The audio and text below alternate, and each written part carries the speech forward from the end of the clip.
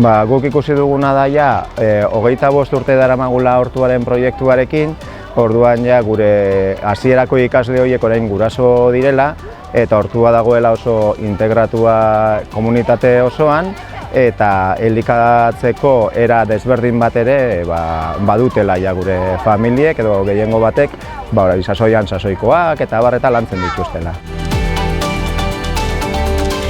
Guk azken finean erabiltzen dugun metodologia da beraiekin batera edo beraien interesen arabera hortuan ekintza desberdinak egitea.